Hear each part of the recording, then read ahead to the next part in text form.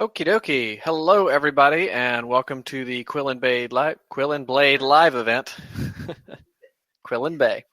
That's our other project. Okay, first thing, just a couple of little things for the new folks. You will be unable to speak. That is by intention. You're all muted in this channel because having so many people try to talk over each other has not been very successful for us. Additionally, I've put a link in general chat or public chat. That is where you ask all questions. They go into the Q&A questions only. Please only ask questions in there. Anything that's not a question will be deleted by our moderators, who we don't have today. So, I'm a moderator and deleting things crushes my soul. So we'll be answering things out of the live Q&A once we get to the Q&A, but you can start putting questions there. We've actually got quite a lot to talk about today, so we're going to be going over that first, and then we will do the Q&A. Okay, and that's going to be our major housekeeping. Can you hear us now? Let me know if you can't hear this. Isn't that useful? Okay. All right, so we've got several things to cover today. And, all righty. So I'm confused.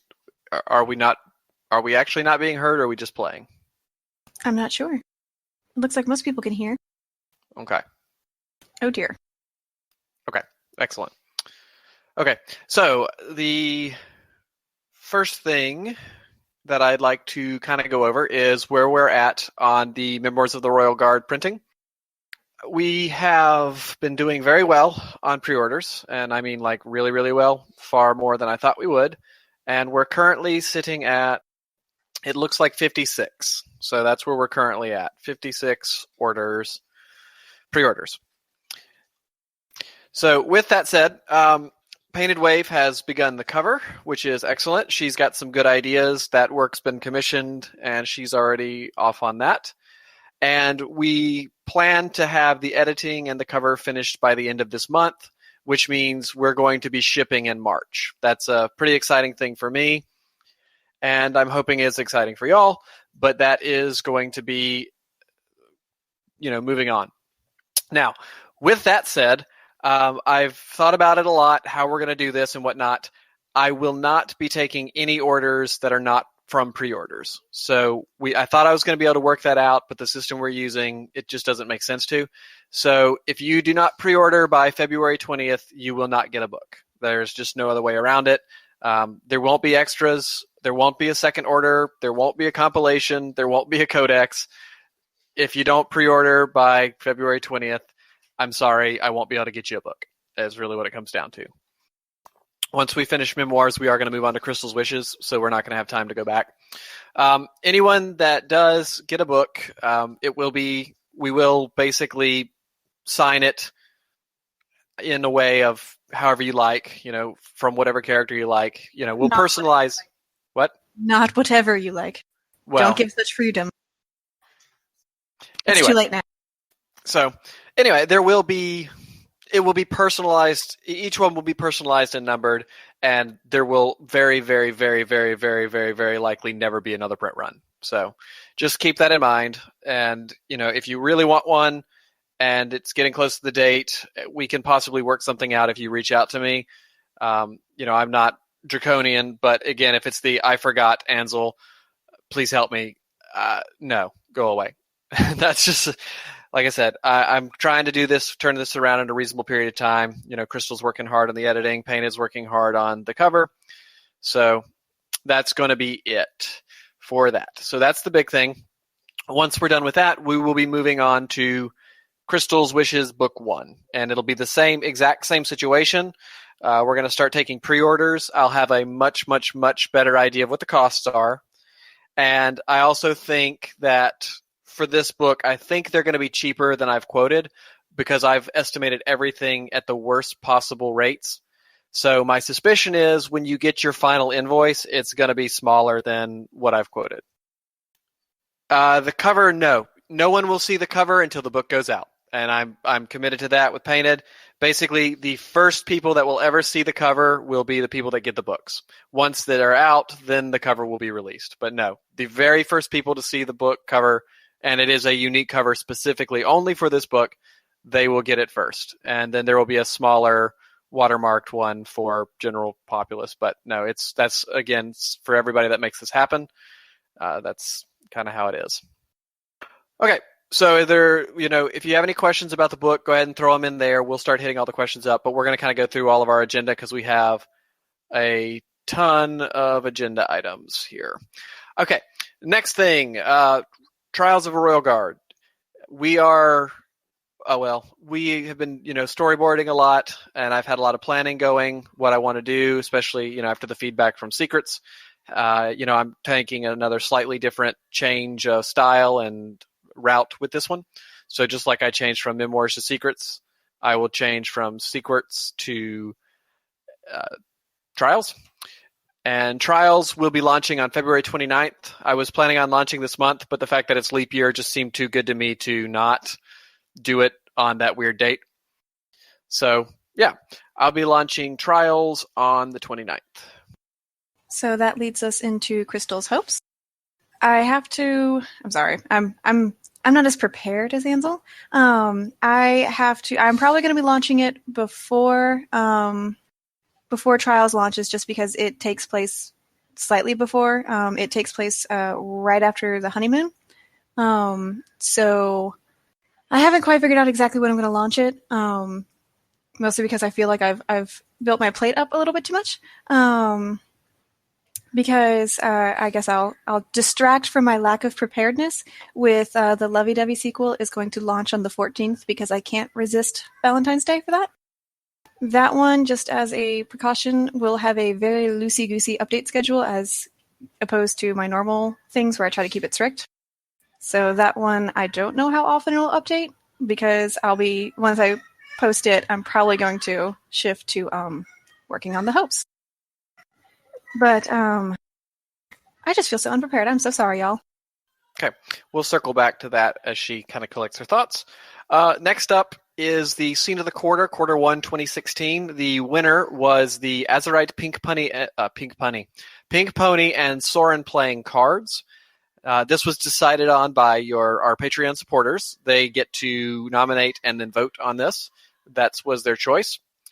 As you know, last quarter was Silent Knight, Dragon Negotiator, but this time, again, it is Azurite, Pink Pony, and Soren playing cards.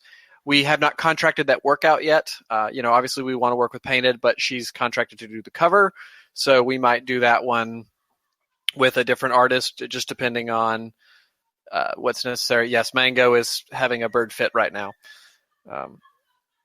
But we will be kind of planning and prepping for the Scene of the Quarter. Again, as per normal, I wouldn't expect to see it until quarter 2 when we start taking whatnot on, that sort of thing. So that's Scene of the Quarter. And yes, anyone you want to suggest is fine. We'll certainly look at it. It's got to fit certain criteria, costs, whatnot. Okay, so now something exciting for everybody as usual. While he does that, I am going to go, unless y'all are enjoying the bird in the background, I can go put a blanket over her cage. I mean, if you guys find it funny, okay, then she will just continue screaming back there. Yep. Okay. The mango bird will continue to scream. Okay, so another big announcement. The 2016 Cameo Call 1 is coming up, and this is going to be different than every other one we've done before, because we're kind of molding this more to fit with our vision than just sort of the Wild West of it. Now, in the past, if you're unfamiliar with this, the way the Cameo Call works is this is your opportunity to get a character into the Quill and Blade universe, regardless of Patreon or anything else. So it's basically a anybody's game type thing. We will be doing 6 slots instead of 4, which is nice. more winners, and we are going to be doing it slightly different this time. And by slightly different, I mean 100% totally, completely different. But it's only slightly because the outcome is the same. And of course, the outcome being getting your OC into a Quill and Blade story.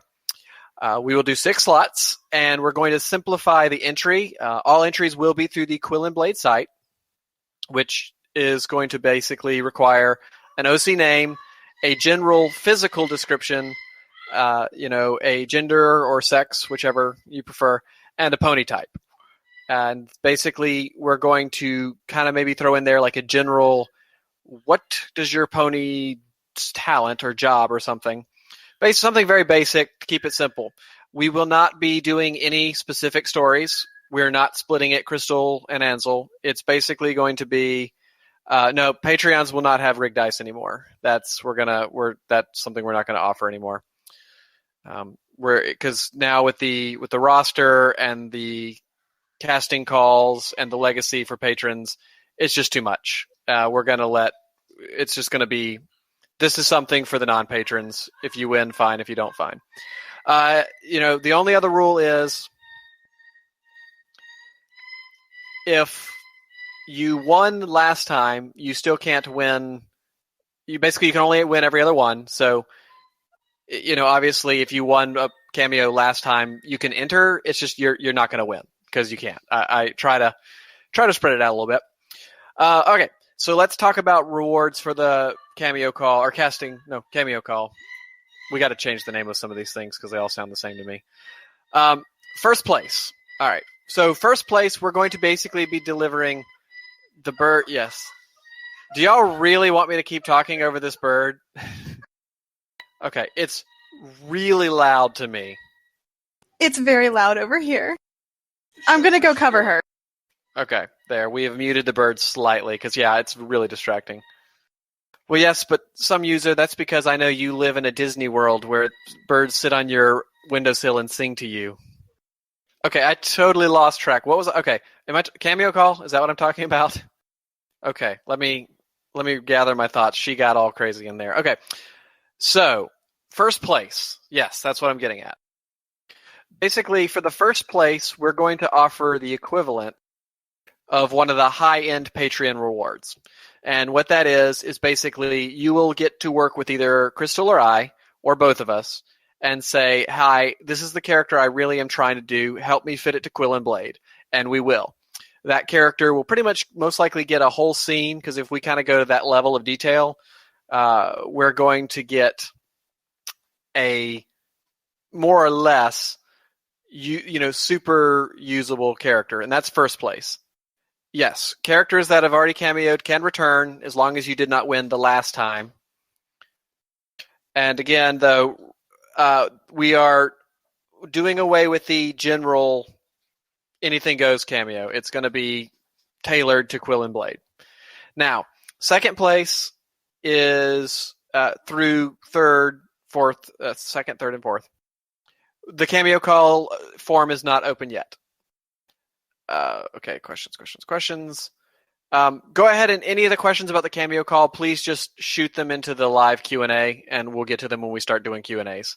I know that might be counterintuitive, but you put it all there. Okay.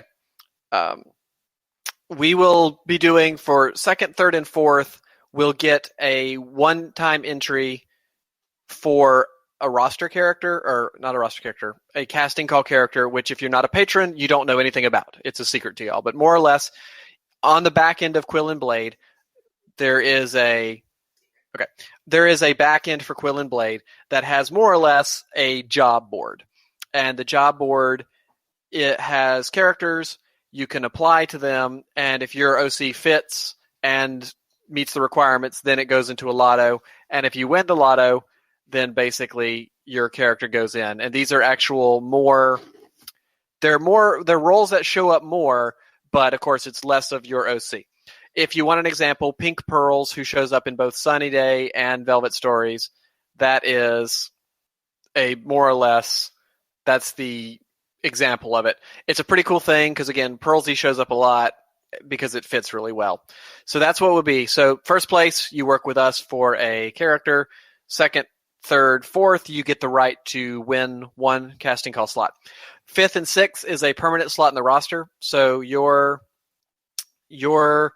character will go onto the permanent roster as if you were a patron for us to use if we need somebody somebody for something comes up. Let's say you've come up with a cute little gardener, we like it, we need it, and so it's like, hey, I need a gardener, let me look on the roster. Oh, hey, we have a gardener. So instead of generic pony 65, it's your pony. And again, that roster slot could come up once. That roster slot could come up 100 times. It just depends on what we need and what's going on in the stories. And they might show up in several different stories. Again, like Pearlsy. Pearlsy is already, that one worked out really well. I had that one open because I knew I'd need it for Sunny's Days. Crystal happened to need a bartender for Velvet, so she grabbed Pearlsy. It is a second channel, yes. If you look on the left, there should be 4 channels under text. Well, sorry, y'all would not see 4. Sorry. You see 2 channels, public Safe for Work and Q&B live questions. Yeah. Okay. Yes, 4 channels. 4 channels if you're a moderator like me. There's a patron-only channel as well for certain things. There is no Safe for Work channel. Just it's a reminder that we don't allow that. Okay, next up, vacation. Vacation for Quill and Blade. We are going on vacation to celebrate our Valanniversary, which is a combination of Valentine's Day and our anniversary. That will be occurring from February 13th until February 20th. We will not be promoting anything. We will not be doing anything. We will not be sending out any stories. We will not be answering any questions. We will be gone. With one exception. Lovey-Dovey will, in fact, come off on Valentine's Day. It's already done. It just needs to go and be posted. So basically, she'll post it on Valentine's Day, and then we'll go dark for that week. It's going to let us get ahead a little bit and really focus on the memoirs book. But we're not going to do any story updates that week. Yes, Rosby will be answering all questions for me. All comments will be answered by Rosby. Enjoy. I love that you all react that way. Yes. Okay, so that's our vacation. That's coming up. Next fun thing. This is for anybody out there that is a writer. This is a 100% optional thing if you use Chrome, but I've let it be known several times that I don't find any value in the FemFiction downvote system. I don't think it has any value. I don't think it's useful. I think it's actually detrimental to writers, and I don't think it helps anyway with the site. Several people agree, and Crystal is a programmer, as you all know, and has literally made a Chrome app that just hides it so that you never have to see it. It's titled My Little Positivity, and basically we run it now. So again, if someone downvotes me, I don't care because I never see it and it doesn't matter anymore. It's just gone. And it's available for Chrome currently, and she's got some other stuff, the ways to use it, but I know the Chrome you can just find it easily, and she's going to briefly explain how to find it because I'm not smart enough. I'm going to briefly explain by linking to the page that has the instructions that I already wrote. Rosby being sassy with me. That's not nice. So there's a Chrome extension, but if you have, say, Firefox or whatnot, or you just don't want to use the Chrome extension because you don't trust me, there is below that CSS that you can take an extension like Stylish and Stylebot. I don't remember which one's for Firefox, which one's for Chrome, but you can put those in there. The downside is that some of the dislike/downvotes on FemFiction don't have an easy way for me to hide them, so it's under the catch-alls. It's got the comments in there. Yeah. There's more features that I want. I think I put a little to-do list on that page. There's things I want to do. It's just, as y'all know, I kind of put too much on my plate sometimes, so it's kind of fallen by the wayside. It works, and that's good enough for me. Yeah. So again, that's you don't have to use it. It's not like we're trying to advocate anything, but I don't want to see them. I don't find any value in them. And if you feel that way too, go for it. And if not, that's fine. But, that's how it is. I enjoy the site a lot more. The other thing that's interesting about it is it takes away your own ability to downvote. So I think it's kind of like this way, Crystal and I never downvote any comments. We don't, and I never really downvoted stories anyway, but it kind of keeps us to be nice as well. And, that's kind of it. It's making the world a little bit of a better place, get rid of the downvotes, and it's pretty soothing. I'm not going to lie. I enjoy it. It makes me happier because I just don't like seeing them. Yeah. So that's the My Little Positivity.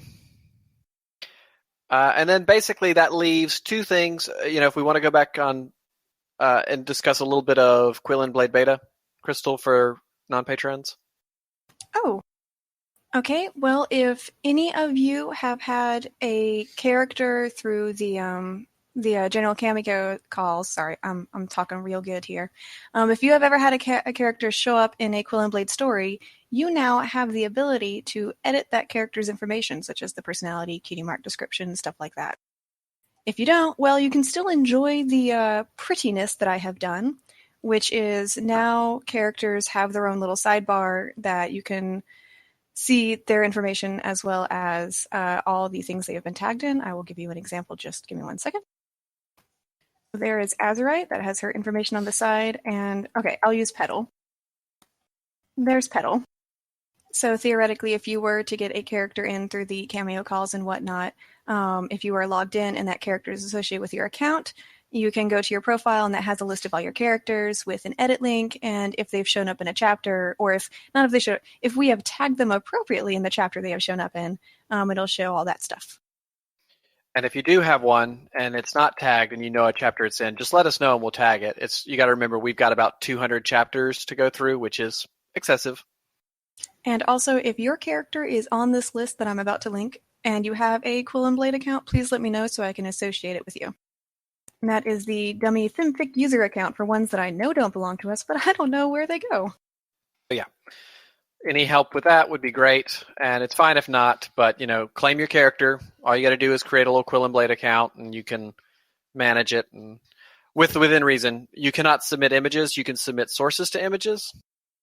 Yes, you can. So just to be on the safe side for our site, you would submit the link to the image. We would get notified. We check it, and assuming that it's all okie dokie PG, move it over so it shows up on the sidebar. Also, as has just been pointed out to me, there is a bug on the site. If you went to characters, view all characters, apparently the pagination doesn't work. I did a great job there. Cyrix, I believe Astral is appropriately linked to your account. Unless I did something very wrong. Oh, never mind. You found it. Yes, as Lisa Claire said, that's a feature. Yeah, the problem is they don't have a Quill and Blade account, so I'm kind of trying to gently encourage the ones that I know who they belong to. They just don't have an account. Maybe they should make an account. Yes? Join our ecosystem. Okay, so that's Quill and Blade Beta. We will be adding more features there. Additionally, for the cameo call, you will not, Crystal, will they have to have an account to actually apply for the general cameo call? If you are not logged in, your character will get associated with the catch-all FimFic user, so you would like to be logged in so that you get credit for your own character. There you go. So pretty much for that, yeah, you'll have to. You don't have to, but yeah. Yes, actually, I will change it. FimFic user is now Rosby Waves. Rosby gets complete control over your character. You wanted a happy gardener? Now he's a sad dung worker. Well then, that took a weird turn, but okay. So yeah. I'm sorry. Apparently that's a profession, dung worker. All right, so that's all the things on our agenda, I think. That's release of Trials, release of Hopes. I know she didn't give a date for Hopes. Hopes is going to release in February as well, but likely before Trials, if possible. If not, it happens. Okay, so that's book. We got the book. I got the message out that if you don't reserve, you're out. New stories coming up. Vacation. Cameo call. Yeah, I think we have hit on everything, so I think it is time for us to move on to the Q&A. As a reminder, please at Crystal or at Ansel for your questions in the live Q&A channel. Put them there, questions only. Anything that's not a question, Rosby's going to delete. And we will get started on answering questions. Yes, if you do find any bugs with the site that aren't Petal, please let me know. Okay. Let's move over here to questions. Okay. First question. Ansel, do you think you'll ever write minifics like Crystal? Yes, I think I might. But no, there'll be Ansel minifics, which Night and Day is basically a minific for me. I don't have the gift of brevity that she has, and it's unlikely that I'll write anything worthwhile at that length. I might, it's possible, but not likely. Unless a patron chooses for me to do so for their rewards, like they just really, really want to work with me for some reason. But no, I doubt I will. So yeah, that's that. Ansel, will we ever see the workers at the Mayor Contraire in their daily lives outside of the bar? Okay, well, that's a good question. I mean, obviously we see Sunny outside of her daily life, outside of the bar. And we see a little bit of Dolly. Will I go into Emerald and Lollipop and Pearlsy and all of them? I don't know. It would have to make sense in a way that somehow furthers the stories I'm trying to tell. May or may not. I can't say for sure. But, obviously Dolly has gotten a very big role, and I'm loving it. I started working on her, and I was very, very pleased with the outcome and how that went. So, there's a high possibility that I might do some of that for Dolly, but, again, I can't say for sure. But we'll see here. And, and again, it's one of those, I don't always know exactly what I'm going to write or how I'm going to write it or when. It's just one of those, I get there when I get there. And, it is what it is. All right, let's see. Crystal, if this isn't too spoilery, what will be the general plot of Crystal's Hopes? Sorry, I was answering a private message. Okay, general plot of Hopes. The general plot of Hopes will be Crystal trying to keep her hopes up. Is that a good plot? She's giggling. The short answer is she's not going to spoil the plot. It's not that she wanted to give an unsatisfactory answer. It's just she's not going to spoil the plot. Okay. Ansel, what is the biggest challenge in editing between the original memoirs and the edited for print version? Okay. Well, let's see. So the biggest reason why things get,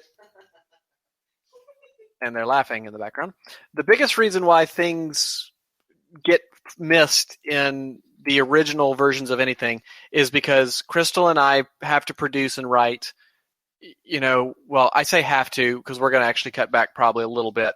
We try to produce about 5 updates a week, 3 for her and 2 for me, or, something like that.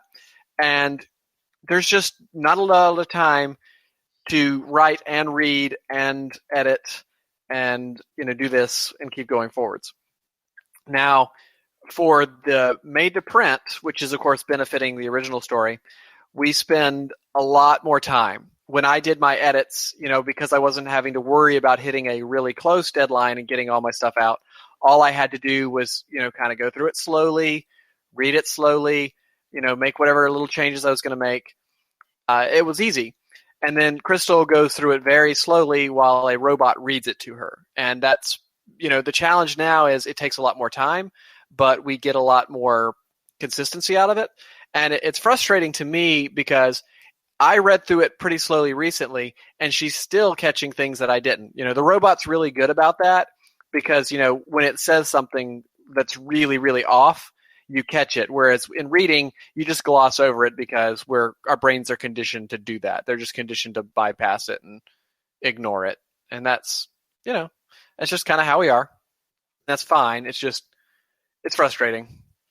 So I guess that's the major difference. I hope that answers that question. All right. Crystal, Ansel, what would Silent and Crystal do if they won the lottery? Crystal, what would Crystal do if Crystal won the lottery? What would Crystal do? Probably buy herself a Crystal Palace. Or at least a room in the Crystal Palace. It's probably all she could afford. Especially after she blew all of her money on rose oil baths and pretty dresses. What would Silent Night do? Well, let's see here. Silent Night would probably do nothing. It's tough to say. He's pretty happy with his life. He'd want to still be a guard. My guess is he'd give a lot of it to charity. He'd probably give Crystal some stuff, maybe take a nice vacation with her. But, I just don't think he would do that much with it. I think he would probably go about his daily life. Lots and lots of Airship Armada figures. Well, that too, yes. I think that's so. All right. Crystal Ansel, what's your favorite episode of My Little Pony? I'll let Crystal go first.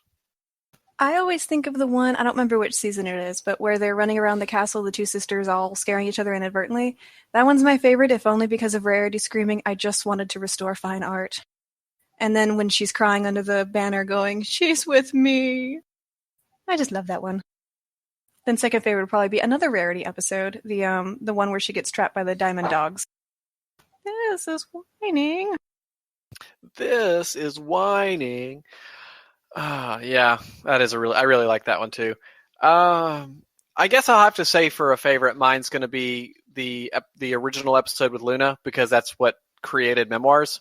So I guess that's kind of how it is. I guess I'll say this aloud. I actually didn't like Rarity the first time through. I found her kind of annoying, but on the second rewatch, I actually really like her. Me too. She became my favorite. She's one of the voice actress is great and a lot of depth there. So, yeah.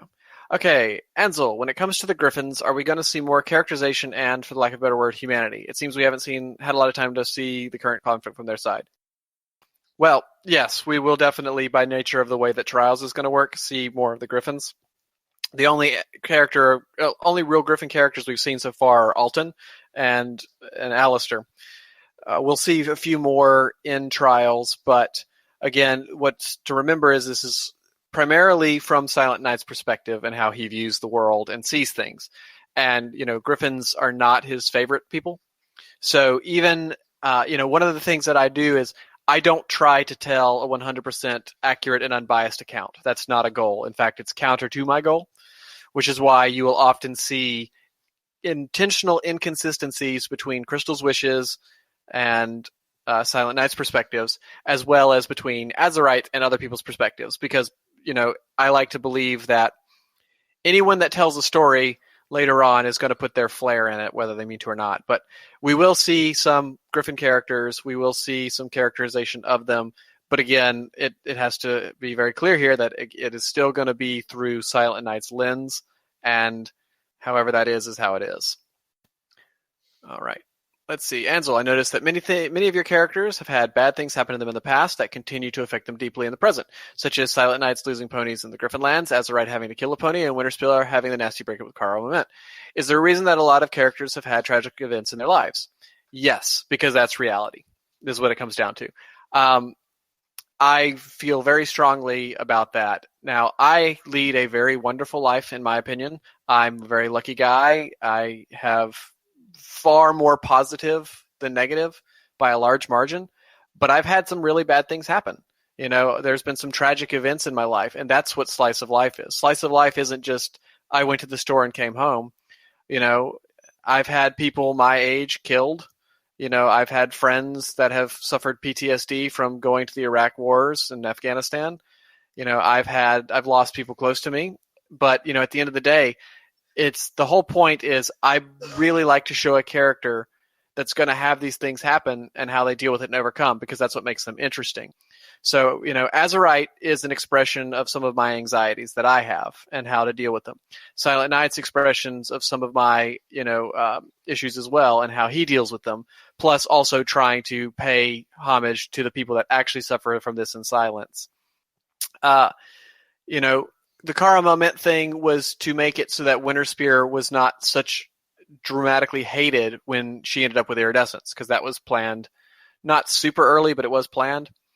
And so basically, those are the things. But that's also just because I believe that, most likely, unless you're a Disney princess, everybody that's here today can think of at least one really awful thing that happened to them in their lifetime, even if they have a good life, even if they're happy, at least one really awful trial that they went through that changed them in some way. And I think that's part of good characterization. And, maybe this affects them a little more. In Silent Knight's case, I wanted to write a whole story about what PTSD is like, so it seems a bit more. Winter Spear's caramel mint thing, it's important, but it's not quite the same. And of course, Azurite, yeah, that's a big part of her character to explain her mental state. Azurite regressed a little bit so she's kiddish in a way, she's childish in a way, and then she has the anxiety. So it helps me frame the character and explain it versus just, hey, this pony is this way. Ansel, what is the reason, inspiration for Azurite being fun-sized? Little Pip. So I read Fallout Equestria, and one of the things that struck me as interesting was how much effort the author put in mentioning that Little Pip was small and the challenges that put and the things that change things. And I found it to be an interesting dynamic. So I thought, okay, Azurite feels small, right? In her head, she feels small. She feels little. She feels out of control. So why not make that reality too? But then put a positive spin on it. And that's why it became fun-sized. So Azurite's not small. She's fun-sized. Ansel and Crystal, have you ever considered adding other writers to the Quill and Blade universe to provide other perspectives? If so, let me spin right. Okay. No, absolutely not. And basically, here's why. A couple of things. One, we've had people ask in the past. Several people want to write in-universe stories, and there are logistical problems with it, and it has nothing to do with quote-unquote protecting our universe or anything like that. It's simply logistical. So the first and foremost is we do not have the time or inclination to coordinate with another human being.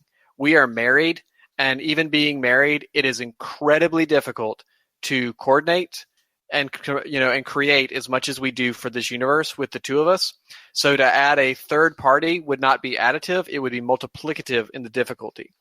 Additionally, I think it would be frustrating for any other person because they would come in and say, Ansel, I'm doing this. And I'd say, no, you can't do this because A, B, and C that we have planned 6 months out from now, it's not going to work. I'm sorry. It's just the logistics are maddening and it's impossible is really the short answer. It's not that we're not interested. It's not that we don't value other writers. And we've had people, very interested. It's just from our perspective, from core canon Quill and Blade, it's just not possible. Now, with that said, we have people that write, AU Quill and Blade, sort of Quill and Blade canon type stuff, and we're fine with that. It doesn't bother us at all. We enjoy it. We read it. We have good laughs at the ones that are comedy. But at the end of the day, our rules that Crystal and I follow are very strict. I mean, the rules that we have for each other are very strict. I've done a ton of world building on this universe, and we would wreck another author because basically someone would submit a story and I'd redline half of it. And the thing is I can't sit here and articulate all of my notes to someone that's not sitting here with me every day and that didn't help me come up with them. I'd be writing downward. And the other thing is I would never let canon come up. So if you want to write a Quill and Blade story, go for it, but it's just not going to be official canon, and it's not going to be, there will not be any other official Quill and Blade authors. Okay, Ansel and Crystal, why do you choose to write in the perspectives you do? First and third. Well, I'll go, and then Crystal can go. I write poorly in third person, and I've tried to write several times over my life and have not had a lot of success at it. And I decided for this story, after reading the Dresden Files, I was going to try first person, and I really found a voice there. And my writing was much improved. My ability to do, what I wanted to do was much easier. I could cut out the things that stumped me up and really produce content that was, I feel, pretty decent. And compared to my other stuff, very decent. So for me, it's a necessity of survival. And that would be so for me, it's not even a choice. Because my third person, it's not horrible, but it's very slow and frustrating for me, and I struggle with it a lot. Usually anything I do in third person is actually just a collaboration with Crystal, which is why the new story will be a collaboration with Crystal, although I don't think we've discussed which perspective that's been in yet. Or if we have, I've forgotten, and either way, that's not a spoiler. Crystal. Okay, apparently we were talking about doing that third person. So I won't be heavily writing the narrative for that because, again, I'm not the one to do that. All right, your turn, honey. Well, the reason I write in third person is because that's the perspective I've always written in, and I am stubborn.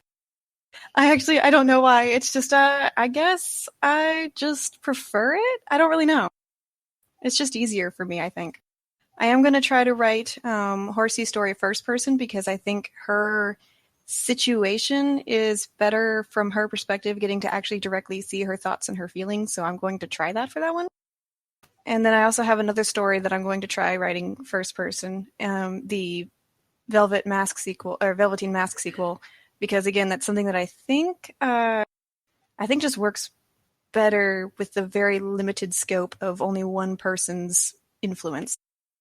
If that makes any sense.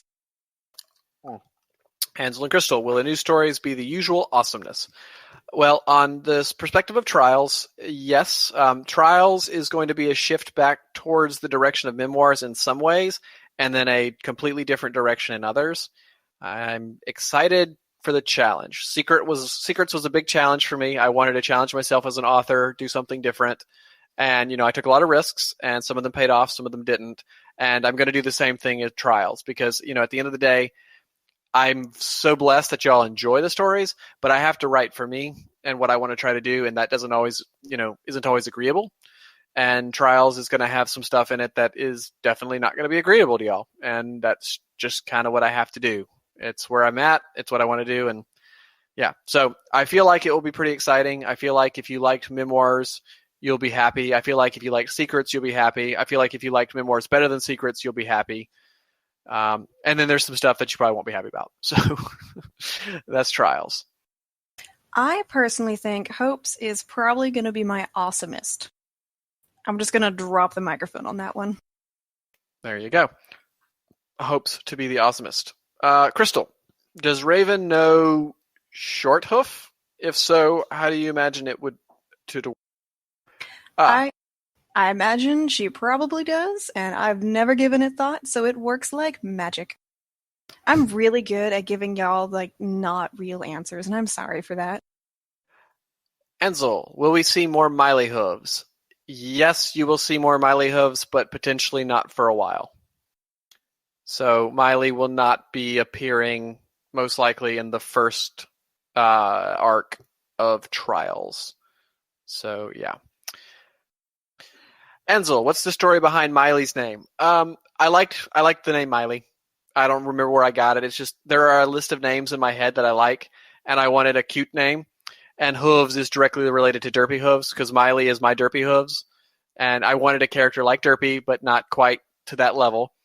And I didn't want to use Derpy because, again, you know me, I don't like using canon characters if I can help it. So I came up with my own little Miley, and I just like the name Miley, and Miley Hooves sounds cute together. So that's that. Crystal and Ansel, do you plan to incorporate Princess McFlurry into your story somehow? You know the answer to that. There's no such thing. No, we will not be. That's there's no canon to that. She will never appear. She doesn't exist. Just like Alicorn Cadence doesn't exist, Alicorn Twilight doesn't. No, there's nothing the show or the comic does at this point has any bearing whatsoever on what we do. There's just no reconciling them. I mean, after season 3, it's a complete schism between the timelines and whatever goes on over there. Oh, some user 753, you delight me.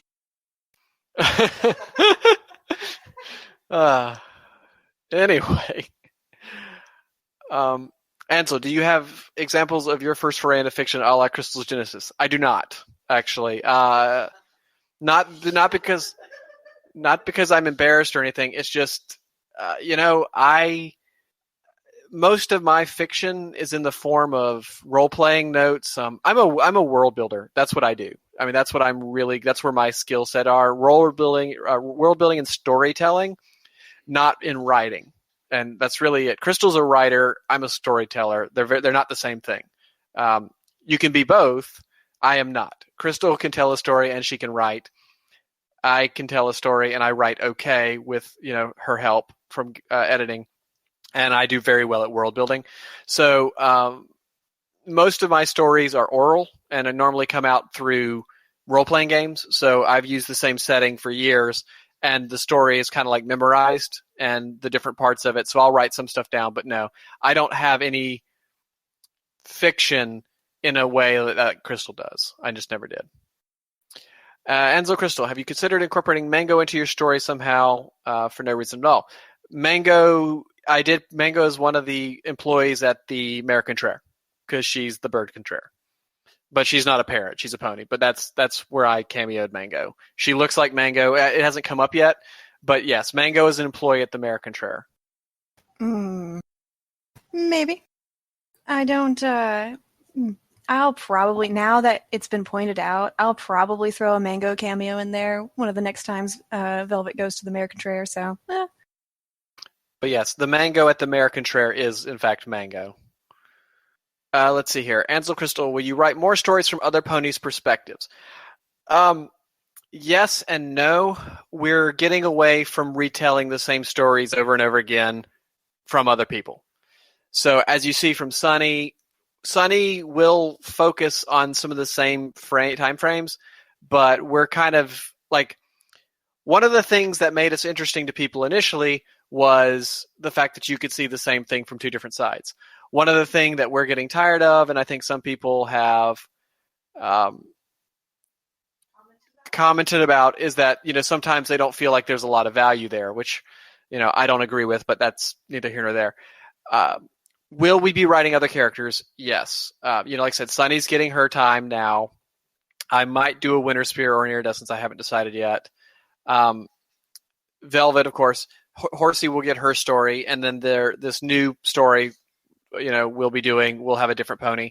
And, other characters will get a chance to shine, but we're not likely going to see dittoed scenes anymore, unless it's something that I particularly held or thought was funny or want to show what happened beforehand or after or where it tied up. But we're going to broaden ourselves a little bit.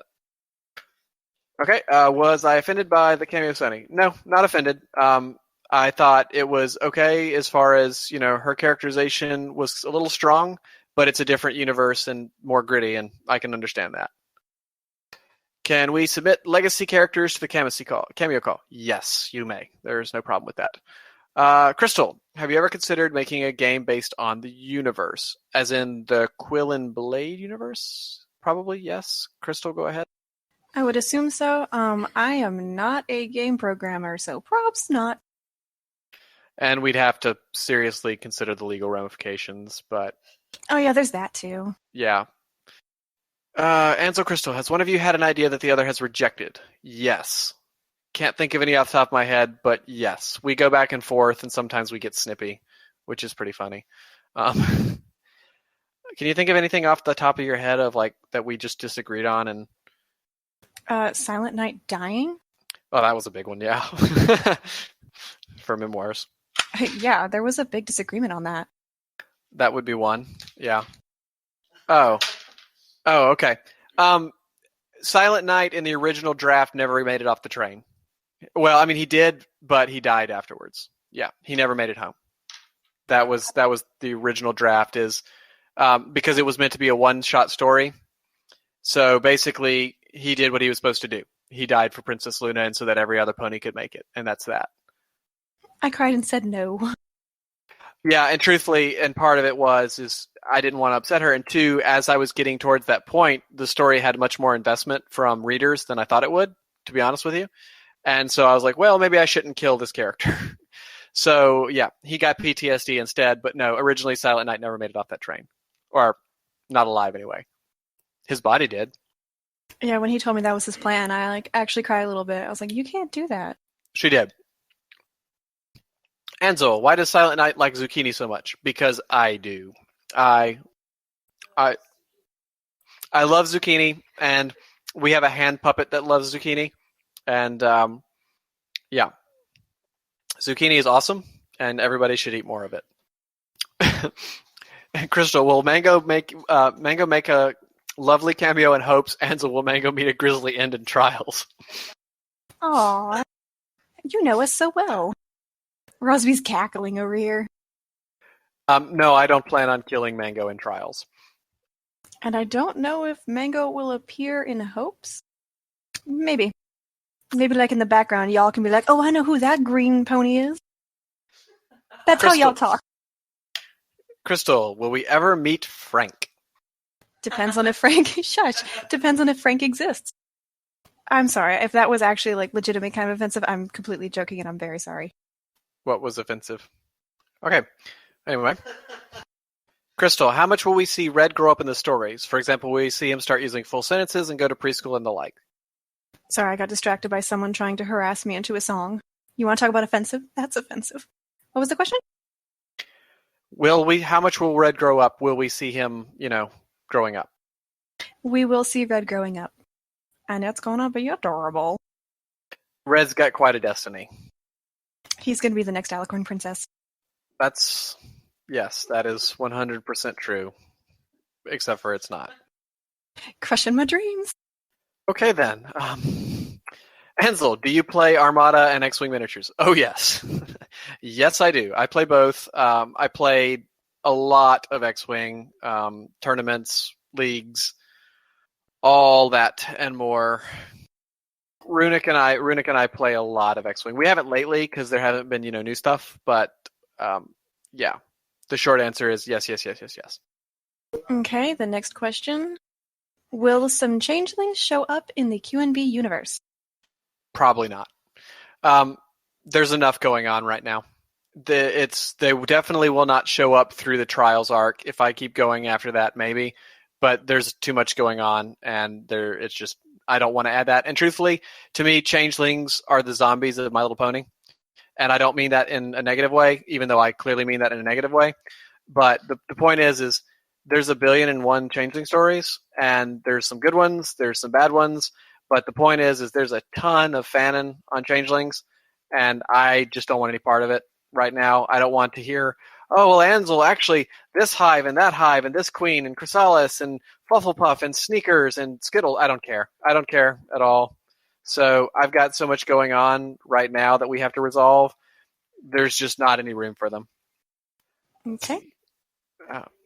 Ansel and Crystal, which character's popularity with the readers surprised you the most? Crystal. Okay, this question has been asked before, and I don't think I've ever had a good answer for it, and I finally realized it after the last time it was asked. Midnight Poem. I was surprised at how frequently I got, questions about, like, when are we going to see Midnight Poem again? What's he up to? How's his stuff going? I was like, oh, he's just a ex-boyfriend. He's Rosby. I enjoyed him, don't get me wrong, just he served his purpose as her kind of reality check on boyfriends and dating. And then I just shuffled him off to the side, gave him a happy ending with As Your Dance, and people wanted more. So I broke them up. Crystal is a wrathful creature. Let's see. So for me, a character that had surprise appeal.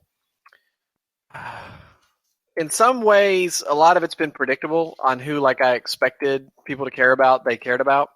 I guess I will say I'm pleased. There is a lot of interest in Farrell, and I expected her to be interesting and people would be curious about her, but there's a ton of interest in Farrell, and I like that. Okay, next question. Ansel, are any dragon flights available for hire? What are their pay scales? Good question. My gut, based on, I'd have to look at my notes to think about this. I don't want to say that the answer is 100% no, but generally no. Like, generally, dragons keep to themselves for the most part, and the business of lower creatures isn't high on their priority, and the idea of taking some kind of payment from lessers would not be super tenable, but if it was something that they really needed, or some sort of offer that they couldn't refuse, maybe. So I would say they probably wouldn't be work for hire like normal, but if you came to one with something and said, hey, I need you, it's a special situation, here's some serious reward, would they consider it? Yes, they'd consider all offers, but no, I don't think there's not likely any open market for like a full-on group of dragons. Will the 3 Giffen countries get some world building, as in the provinces and its role in the general country? Yes. They've already been renamed in the second edition. Trials already starts into that, talking about the topologies, the locations of the areas where they're at. I've discussed the economies a little bit in the past, why they are doing the things that they're doing, why they're fighting over the things they're fighting over. Yes, we'll be seeing a lot of them in the future here. I did not. Ansel, I think we already established you served in the military. What exactly did you do and why? I did not actually serve uniformed in the military. That's a surprise to most people considering my knowledge and level of detail. I am medically ineligible. I tried. I was preparing for a commission and had medical issues that disallowed me from any kind of service. But I don't take no, you can't serve your country lightly, and chose to ignore that and took on a role as a military contractor and basically went to the same places that our soldiers and sailors and airmen and Marines went and did, let's not call it similar work. That would be disingenuous and a lie. But I did work with them directly at their locations in Europe and the United States. And I can't really go into a lot of detail on all the work I did, but let's just say it had to do with classified communications. Let's see here. Ansel, how often does Pink Pony win at cards? Pink Pony is an exceptional card player, and when she plays against Azurite, she wins roughly 70% of the time. When she plays against Soren, she holds her own, winning roughly 30% of the time. Ansel, will we get more action in Silent Night's next story? A little bit, yes. I am not. One of my weaknesses is I am not super comfortable with writing heavy action sequences. The Lights Out chapter was rewritten, I think, 12 times, legitimately 12 times. Like, I really had to tighten up and keep refining on the combat and how that worked. It's not one of my strong suits, which I do challenge myself to write and outside of my comfort zone. Obviously, by the nature of what's going on, there will be some conflict. I will be showing some conflict, but it's not going to be a war story. Everyone's calling it my war story. Everyone's saying it's going to be my war story. It will have the most conflict and combat of any story I've written, but it's not going to be a story that's only about the war itself. Because, again, this is still from Silent Knight's perspective. It's still about Silent Knight and him dealing with the fact that when he finally figured out that this is not what he wanted, he has to do this. So basically, I can't really say. The short answer is yes, but don't expect, like, those ponies that write really good combat and all that. Don't expect that, because that's not me. Enzel, can I bribe you to leave a typo into the book? Unfortunately, I can't. If it happens, it happens. It can, but yeah. Ansel, have you ever considered making a group in fan fiction to? There actually is a Quill and Blade group. We beta tested it with patrons only. It's currently patron only or close friend. We have collected the works there. It's kind of currently dead for the most part. We thought we'd kind of see if it would have any use, have any interest. It had a bit, some here and there. A small minority of users used it, and we're going to do something with it in the future. We may open it up to everybody. We may not. It just depends. There's not a huge appetite for us to deal with it, if that makes sense. When I say deal with it, give it in some way that makes it valuable. So currently, the most valuable Quill and Blade stuff is quillandblade.com, and that's just kind of how it's going to be. We also have a baby Twitter. Wait, what? We also have a baby Twitter. Yes, a baby tweeter. Please follow me and be my friend. All right, Crystal, which, if any, femfic stories strongly influenced your stories? She's trying to politely think of a way of saying none. The femfic story of my life.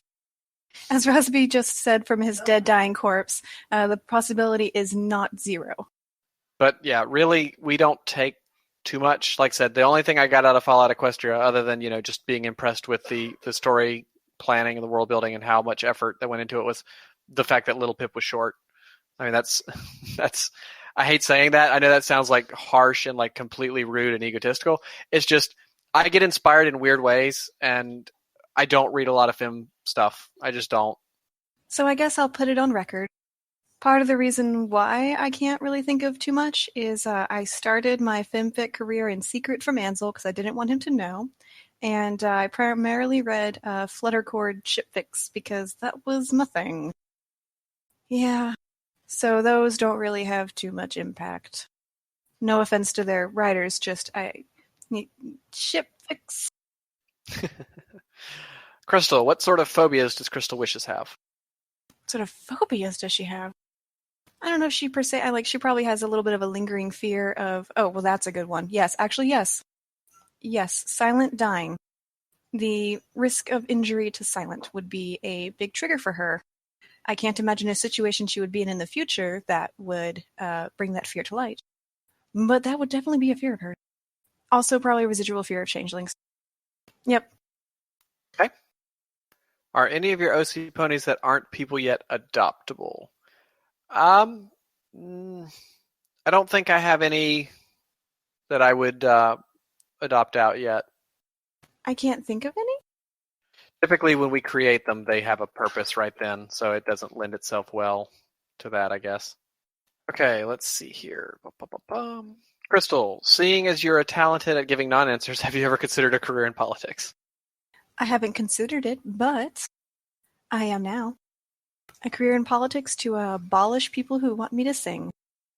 Who will join me in this endeavor to end the peer pressure of people who want you to sing?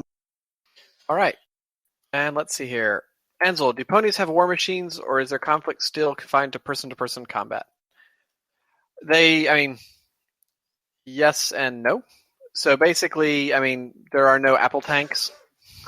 But is that what it was? Apple tanks in that one silly thing? There are no apple tanks, and they have things like catapults. They don't. You can consider airships inherently somewhat of a war machine, but not they don't have anything like tanks or anything like that. Really, it's more of a. They're very much so. This is a slight mix between Romanesque and medieval combat, and yeah, that's kind of where it comes down to. So now I don't really see anything other than, say, again, like weaponizing an airship, that sort of thing. Let's see. Crystal Ansel, as you said, you had some inspirations from the rough parts of your own from some scenes. Have there been any good times in your life, apart from your own relationship with Crystal, that you have used in any of your work? Crystal, you want to start there? I think to an extent, Crystal and Velvet's relationship has some basing on my relationship with my sister, if that counts. That's a good memory for me. I don't know if that counts. I'm trying to think, without sounding like I'm pandering to my wife, most of the most best things that ever happened to me since I met her. So, let me think here. Isn't he the best, y'all? A lot of there's some influence in some of the things that happened to me when I was with my time with the military. That was really great, and that I think shows up a little bit. But again, most of the absolute best things that ever happened to me since I've known Crystal. So, yeah, that's all I can say. Ansel, what does BBBBFF stand for? What is it? It's from Friendship is Witchcraft, and it's a boy band. It's five stallions. Ben, Francis, and Francis. Okay, Crystal Ansel, given all the talk about consequence-free gender swapping, how does the trans community work in Kill and Blade? Is it more accepted? Does it have the same sort of alliance with the LGBT community? So again, ponies are generally happy, and pretty much depending on where they're at, Canterlot's more progressive. The short answer is it's not an everyday, every pony accepts it thing, but it's certainly a lot more accepted than it is in our country at this time. Let's see, Skarsnik, to I guess either of us or both of us. Is there a scene you're not particularly fond of? Anything you can think of, Crystal? I'm for the most part happy. Like just this morning, I was rereading some older chapters of Wishes, looking for something, and I'm actually still happy with it. There are, and I am definitely not going to name names, even if they are not in here. There are some of the very early cameos that I'm not 100% happy with how they came out, that I'm probably going to tweak and try to make flow a little nicer. I think that's probably really the only thing that I'm downright not happy with. Same. Yeah, most scenes that make it in for me are there by intention and I'm pretty happy with. Sometimes they don't come across the way I wanted it, but I'm not unhappy with them. I'd say, yeah, there's some probably cameos that just don't fit that I'm not thrilled with. Ansel, Empire or Rebels? Obviously Empire. Because, rebel scum, freeloading hippies, fascism forever. Crystal, has Rosby ever been in a relationship? Hold on, I have to revive Rosby. Rosby says he doesn't think so. He's given me a long answer. We're just going to go with no, because he's a jerk. There you go. Ansel, have you ever considered writing a side story for Farrell? Yes, and actually it was going to be a pretty big one, but I'm not sure how I do it because of being authentic to her talent. It would be incredibly difficult and confusing for the reader.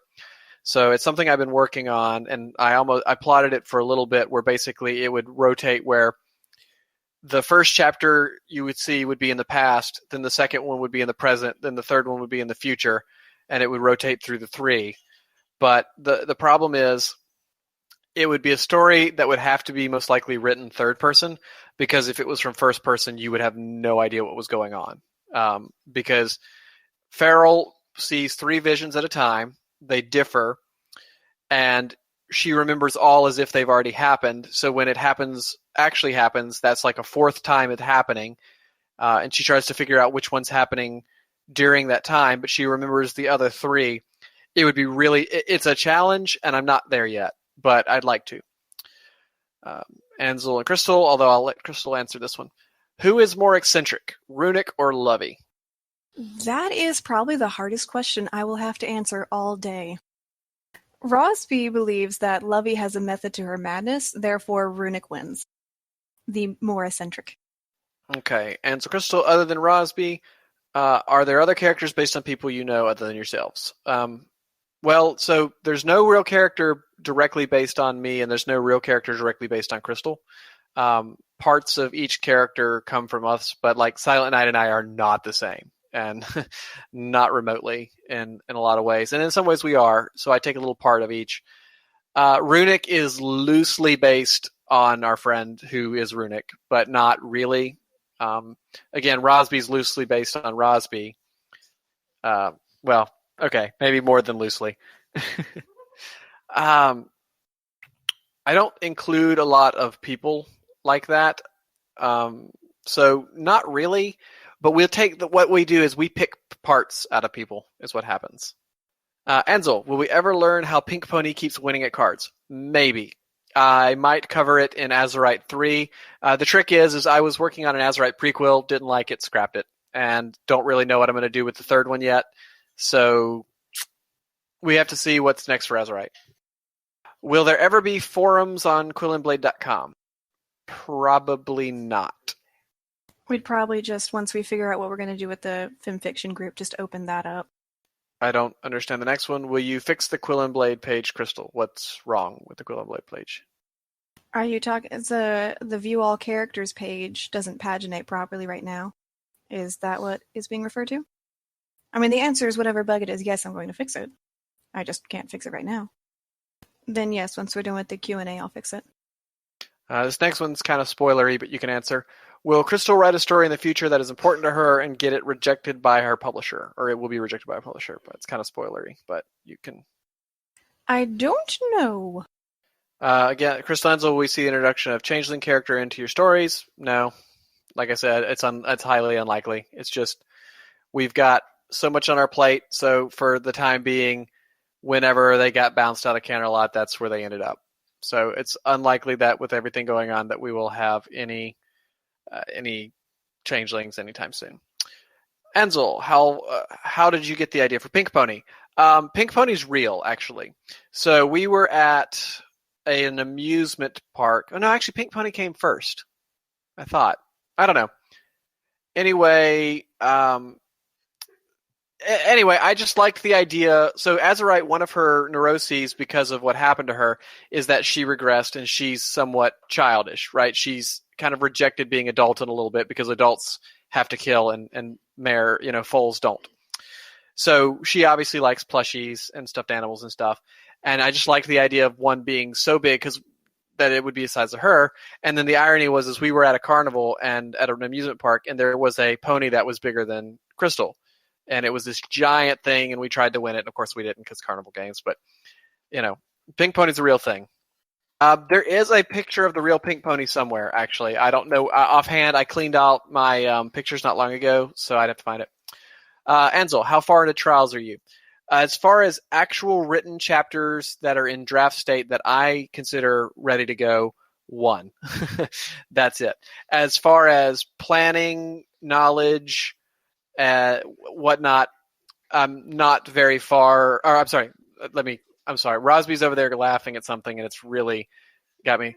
I'm very far into, so basically the entire first arc of Trials is done. It's hammered out. I know exactly what I'm going to do, what's going to happen, who's in it. Everything is done. It's just, all that's left are the minute details. But arc 1 is done.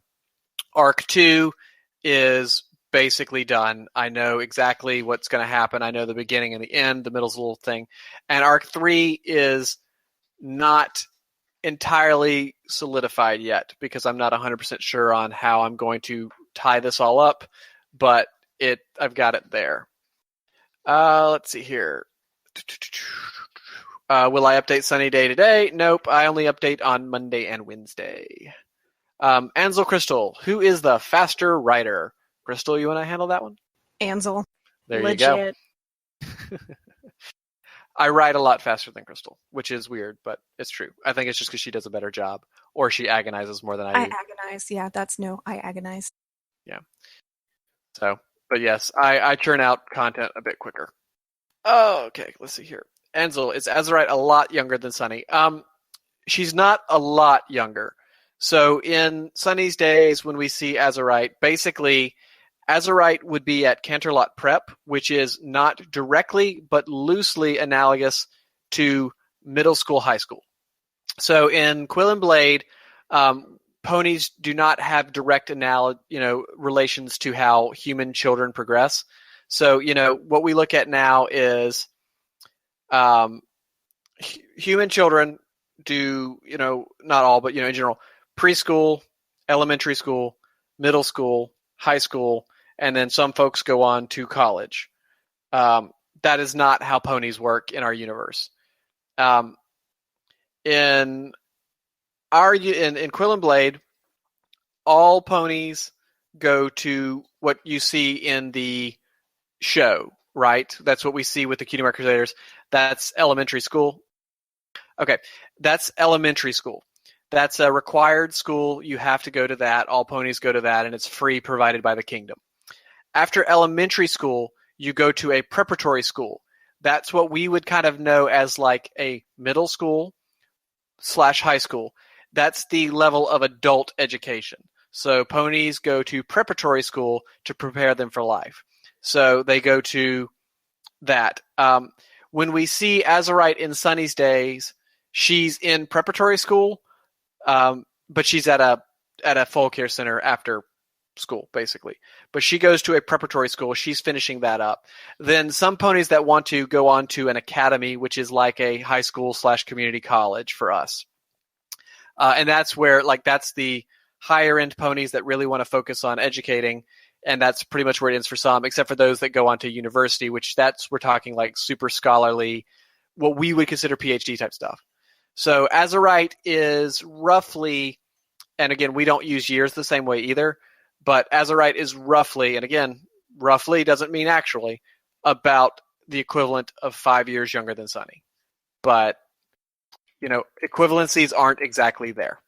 So, yes. So it depends on what you consider a lot, but let's just say Azurite is closer in age to Sunny than I am to Crystal. Because I am 8 years older than Crystal. All right.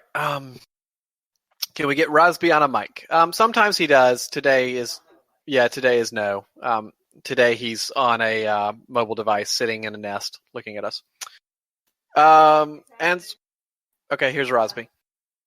Hi, I'm on a mic. What am I doing? Can I be heard? I don't even know. Okay. Hi. Okay, that was Rosby for now. Yeah.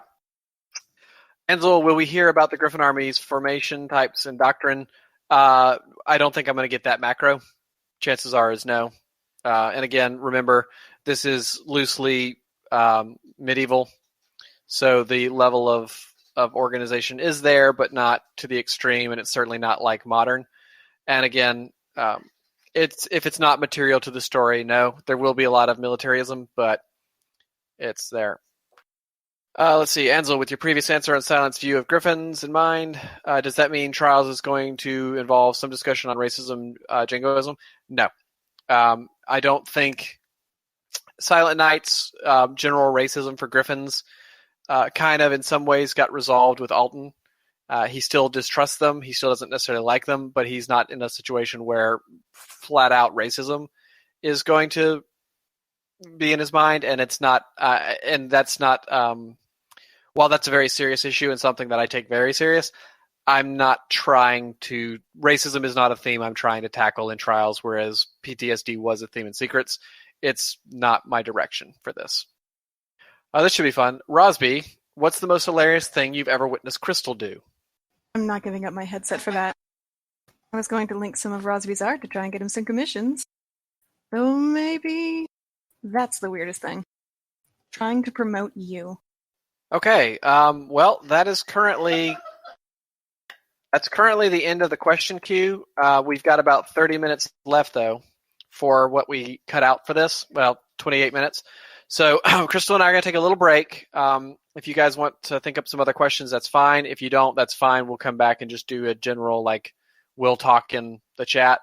But, we do have another few minutes, well, more than a few minutes earmarked. But we're going to take about a 5-minute break to get some water and relax. So fill up the queue if you want. If not, that's fine too. Okay, let's get back to it. Enzo, where do you draw inspiration for your Silent and Azurite's therapy scenes? When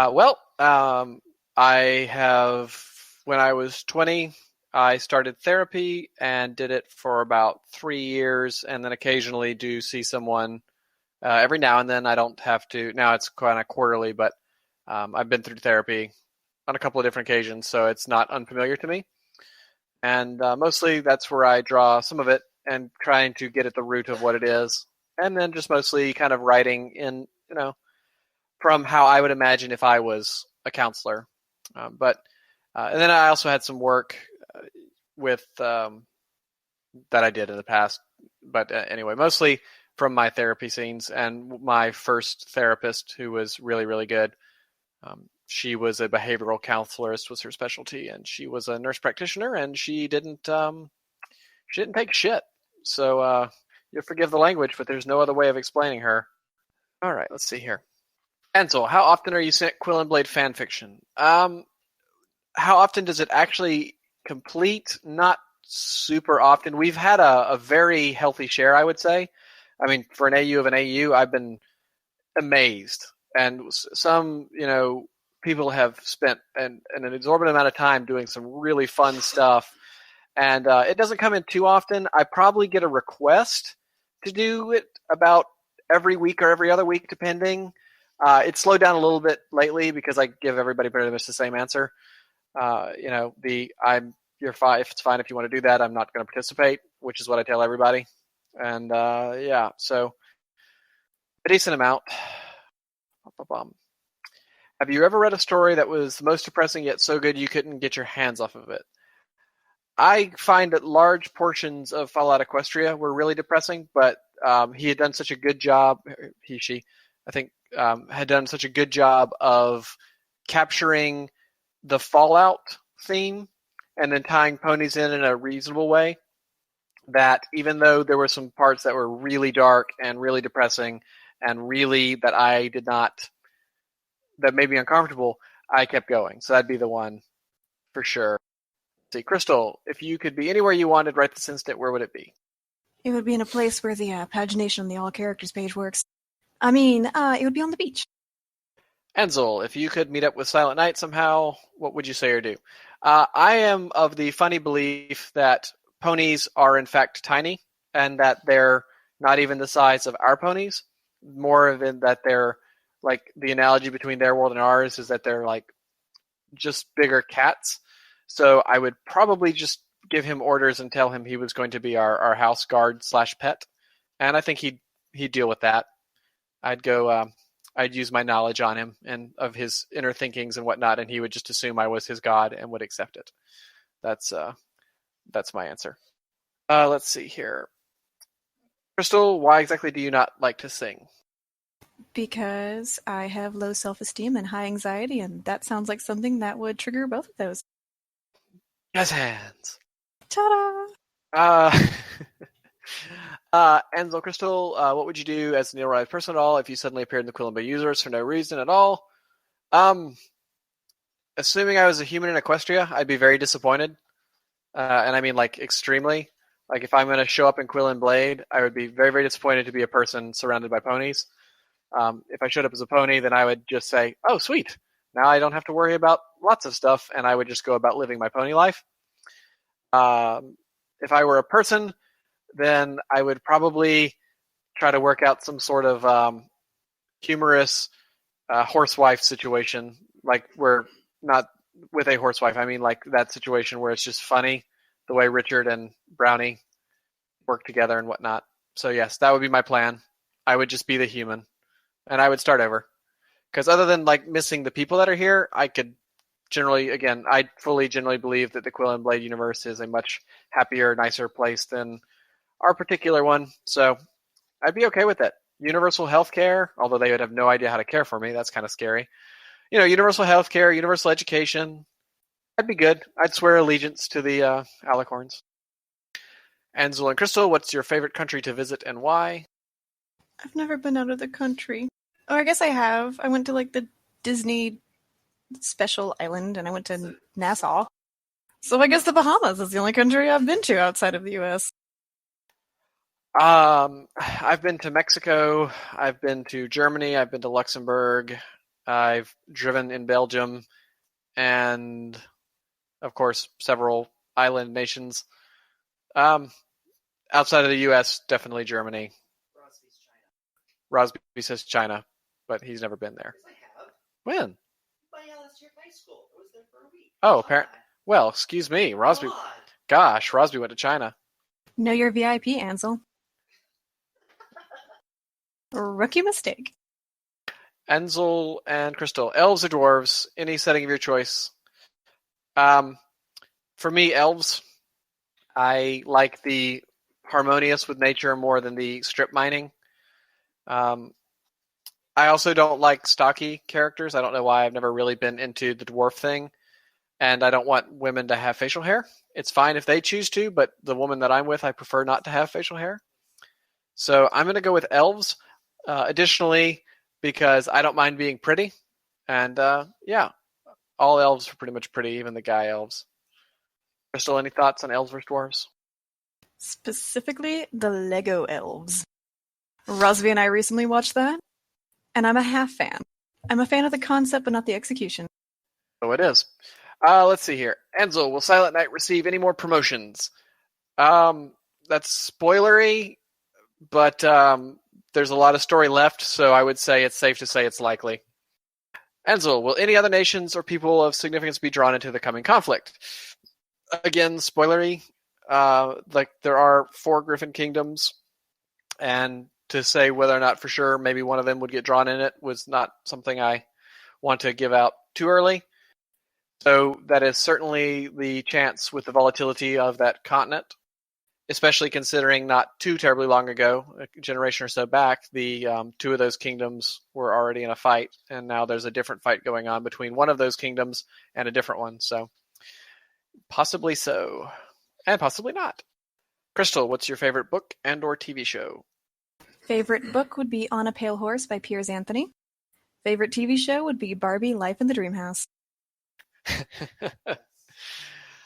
Oh, goodness. Crystal Enzo, will you be attending any conventions this year? Yes, we'll be at BronyCon for sure. We are booked on that. We also attend other conventions that are non-pony related, although DragonCon being our biggest one, we have canceled this year. We're not going to do that. We'll be at a smaller North Carolina convention, and we'll be doing BronyCon, and we may do one more. Let's see. Ansel, does radio or television exist, even a minor scare? Do you plan for it to exist? It does not. So, again, Quill and Blade has an eclectic mix of technology, and for a reason. And the main reason is it's one, there's no reason to innovate if magic can do it. It's tough unless Earth ponies are feeling like they're lacking. So there's not a lot of reason to innovate on everything, but there's definitely not television. That doesn't exist, and there's not radio either. So, but there is film, obviously, and that isn't to say that there might not be. There's just not going to be broadcasting. Is really what I'm getting down to. They don't seem to have an interest in it. That's just not something high on their agendas. And again, the other thing is on the average day, ponies spend less time working than we do and more time socializing than we do. So, yes. Oh, Crystal, how did you meet Rosby? I was born and he was there. Their family, for the record. They find this incredibly amusing, but they're related. They're blood relatives. I like my answer better. All right, let's see here. Next up. And so, Crystal, do you ever worry that you write from the perspective of very privileged ponies and might miss something by doing so? I mean, even Sunny and her Lowest has a direct line to Princess Celestia. I personally don't feel that way. So, it just depends on how you look at what's privilege and what's not. So my dad's family came to this country from the concentration camps in World War II. They did not have any money at all. My father did not have any money. When my parents got married, they had no money. When I was a child, we had no money. I grew up poor. Mom's family was dirt farmers, basically. I mean, they had farms that over the years of badness had to sell off more and more until my grandmother's generation, where they sold off the last of the farm and basically had nothing. So, when my parents started, they had absolutely nothing. And when I was a child, we were very, very, very much on the downside. My father lost his job several times, but every time, never let it get him down, kept pushing, do better, get a better job, kept pushing. And they pushed me very hard to do well in school, but I didn't go to private school. I went to a public school, just like, everybody else in Georgia, where the schools are crappy. I earned a scholarship on my own. I went to college on my own. And basically, I just don't think that I was, I have a quote unquote privileged perspective. I also don't think that Silent Knight has a privileged perspective because, the same thing. He was trained to do one thing. The only pony of any substantial wealth of this would be Crystal, but Sunny was living on her own. I just don't see that as a perspective that way. Let's see here. Iridescence is definitely very wealthy, but she gave it all up to work a normal job. That's the thing. Iridescence pretty much, you can say that, but she had the opportunity to be wealthy and not do anything, and she left. Let's see here. Rosby, what's your favorite book? Hold on one second. Let me give you my headset, and I'm going to type. So I'm a big fan of those animus and mangas. But for, I guess, what most people here would consider actual quote-unquote literature, sorry, I can't talk. Probably things by Charles DeLint. I'm a big fan of that kind of jazz. Though, of course, I also like older stuff like Wizard of Oz and stuff. Crystal, is there any foreign translated market for Crystal's books? Will she save Silent Night when a griffin recognizes him from a book? There may be a foreign market.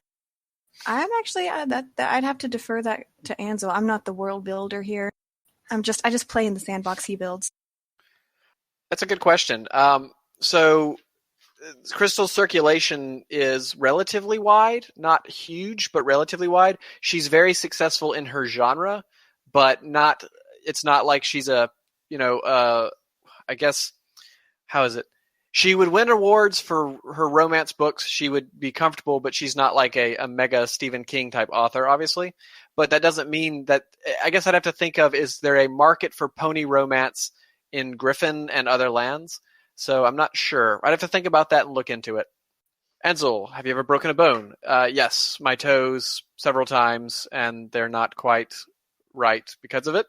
No major breaks. Like I said, all digits mostly.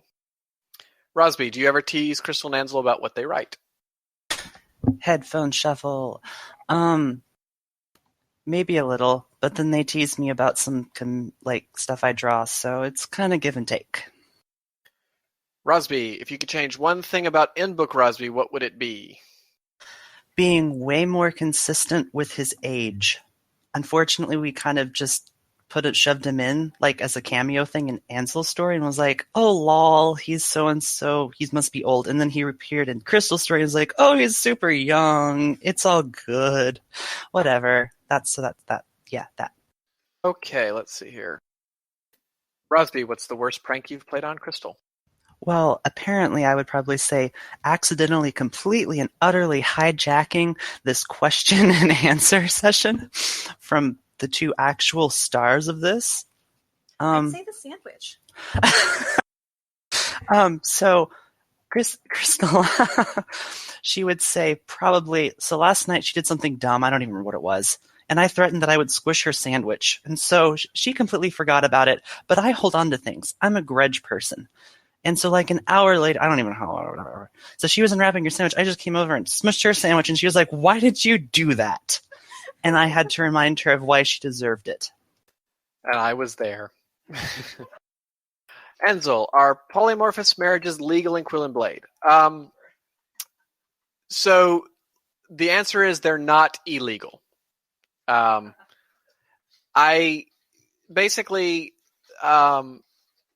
Marriage is not a tax institution in Quill and Blade's kingdom, in the Equestrian Kingdom.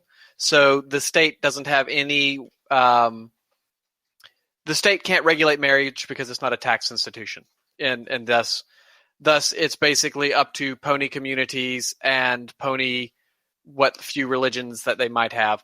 But if you ask Princess Celestia, she's going to say, "Oh yes, that's fine." If you ask some pony out west, they might not be so keen on it. But the short answer is it's not illegal, and it's not. But again, the big key here is marriage is not a tax institution created by the government that somehow thinks it can regulate it. Politics. Ansel, slim chance. Are there any examples of pejorative names for certain races or ponies? Not really. There is, I think, a slight joke about a griffin thing, but it's just feather something. I haven't really thought of what names I would come up for that. Let's see here.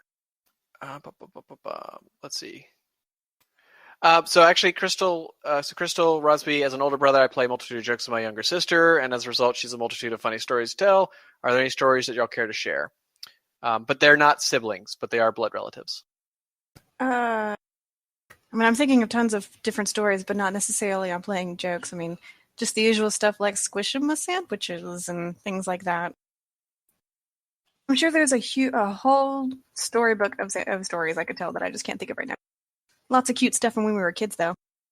Like he tripped and fell, so yeah, we were adorable. Like he tripped and fell and something, and then I was just like, "Oh look, I'm doing that too!" And then I tripped and fell as well. We were also 8 years old, so that's completely normal behavior.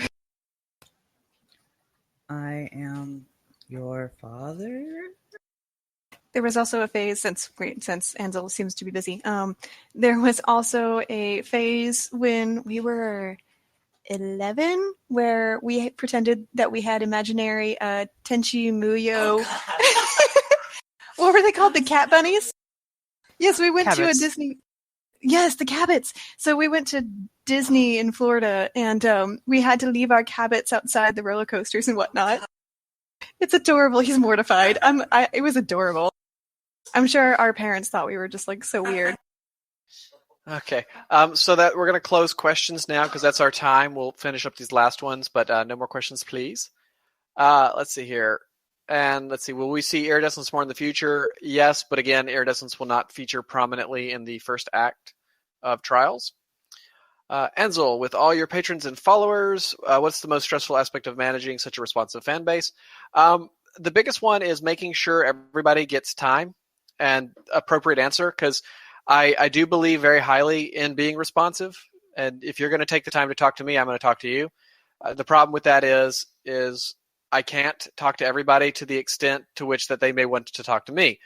And not because I feel like I'm superior or anything like that. It's just literally if I'm trying to make sure everyone gets some engagement and some attention, if you have one person talking to me, I have their whole attention, and they're not talking to someone else, so that's that. So now imagine 10 people talking to me, unaware that the other 9 are talking to me, and that's the situation. So you notice on my profile it says I'm not very chatty, and that's not just because, again, it's not that I'm trying to be rude or I don't see a value. I do. It's just I don't want people to feel like, if I don't respond to your PM or your question or your email or immediately, it's not you. It has nothing to do with you. It's just I'm trying to apply equal time as best I can to everybody so that everybody at least gets a little something and versus nothing. And, that's why it's the same reason why I try to respond to every single comment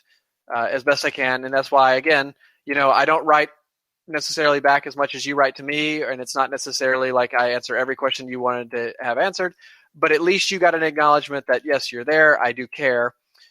That's been the big part. The other thing is since we listen to everybody, and Crystal can maybe talk a little bit about this, since we do listen to everybody, y'all all don't want the same things at all. And, I can have one author saying, fan, person, reader, say, Ansel, I really liked X. And 5 minutes later, someone else, man, I really hated X. And X is the same thing. So it's just one of those, you're not going to please everybody all the time, and we're not trying to please anybody, but we at least want an appropriate level of acknowledgement and attention paid. So that's kind of my thinking. Okay, let's see here. What religions are there to practice in the Quill and Blade universe? There's not very many. Because there's not been a need for them, and the ponies did not develop that way. So the most primary religion that we see in the story is alicorn worship, and that's what the unicorn temple practices. And basically, the biggest thing to speak of is organized religion is a very, very, very rare thing in ponies. So the average pony may view the alicorns as living deities and worship them as such, and never, ever, ever cross paths with the unicorn temple at all. So that's a perfectly normal and likely scenario. So Silent Knight, we look at Silent Knight definitely seems to believe, even though he's close to them, that the alicorns are living deities, but he doesn't really, he likes Exemplar Feral. He's kind of gotten used to her, but that's not why he ever went to the unicorn temple. And that's kind of typical. And so that's the major one, is alicorn worship. And there might be a few others, but you're not going to find a lot, and you're certainly not going to find any other organized religions. Okay, how do crystal ponies feel about griffins? About the same. Oh, how does Pony Crystal feel about griffins? Oh. She has somewhat of a negative opinion toward them after the events at where Silent Night fell into the coma, so I'll do 2 birds, 1 stone. She doesn't think very highly of them. She doesn't trust them, exactly. But it's not like she's not going to go out and go punch a griffin in the face. It's just she has a reservation based on past experience. And the chances of her branching out into griffin romance is pretty slim and low because of that. And also because most of her stories are based on a personal experience or something that she sees. So she doesn't have a lot of griffin interaction. So let's see here. That is it for our time. You're all welcome to hang out in public and chat and whatnot. We'll be loosely around a little bit. We will not be taking any additional questions. And pretty much that's going to do it for this time. Thank you all for coming out. We're hoping you enjoyed it. We'll be here, but we may not be responsible for a little bit.